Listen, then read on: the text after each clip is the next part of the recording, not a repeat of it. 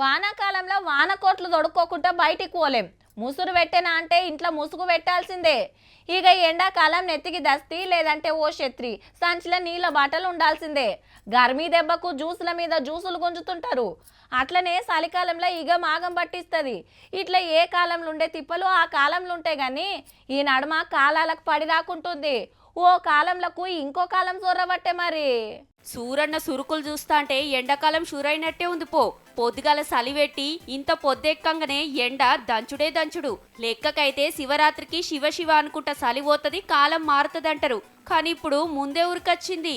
ఎప్పుడు శివరాత్రి అయిన తర్వాత ఎండలు బాగుంటుండే, ఈసారి శివరాత్రి రాకముందుకే ఎండలు స్టార్ట్ అయినాయి.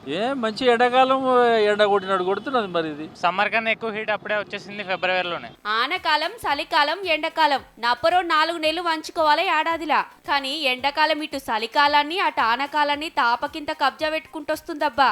పగటిపూట రోడ్ల మీదకి రావాలంటే పానం గజ్జు మనబట్టే. ఇప్పుడే ఫిబ్రవరిలోనే ఫస్ట్ వీక్లోనే ఎట్లుంటాయి, మరి మార్చ్ ఏప్రిల్ ఎట్లుంటాయో తలుచుకుంటేనే భయం అవుతుంది. ఇట్లా రోడ్ల మీద తిరిగేటోళ్ళకి అయితే చాలా ఇబ్బంది అవుతుంది. ఏప్రిల్ అయితే ఇంకా తిరగలేము, ఇక ఇంటి దగ్గరే కూర్చోవాలి, జాబులు చేయలేము. బయటికి రావాలంటే భయం అవుతుందన్న నాకైతే. ఎండలో మొత్తం ఉన్న కర్ర మళ్ళీ ఇంకా కర్ర అయిపోతా. అడవులు తగ్గి వాతావరణం ఖరాబ్ అవుతుంది కాబట్టి గీ తీర్ల ఎండలు చంపుతున్నాయట.